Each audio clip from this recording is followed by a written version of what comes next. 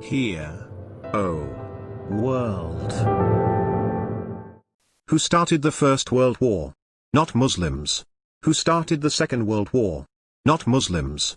Who sent the nuclear bombs of Hiroshima and Nagasaki? Not Muslims. Mao Tse-tung, who killed 20 million people, was not a Muslim. Joseph Stalin, who killed 20 million people, was not a Muslim. Hitler, who killed 11 million people, was not a Muslim. Benito Mussolini, who killed 400,000 people, was not a Muslim.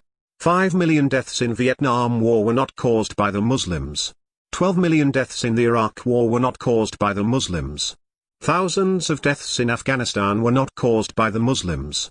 Who took about 180 millions of African people as slaves, and 88% of them died and were thrown overboard into Atlantic Ocean? Not Muslims. Who killed more than 100 millions of Indians in North America? Not Muslims. Who killed more than 50 million of Indians in South America? Not Muslims. Who killed about 20 millions of Aborigines in Australia? Not Muslims.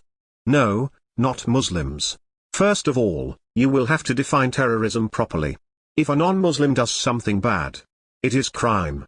But if a Muslim commits the same, he is a terrorist. So first remove this double standards.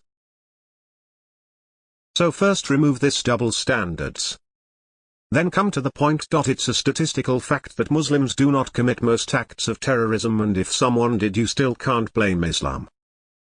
Since 1990, the number of gun deaths worldwide has reached 6.5 million. 3/4 of gun deaths occur in just 15 countries.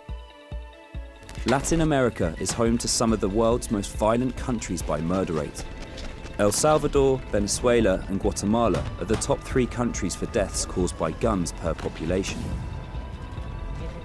These Latin American countries are marred by corruption, organised crime, and a dysfunctional criminal justice system that further fuels the problem. The availability of guns in the United States is another concern for these countries.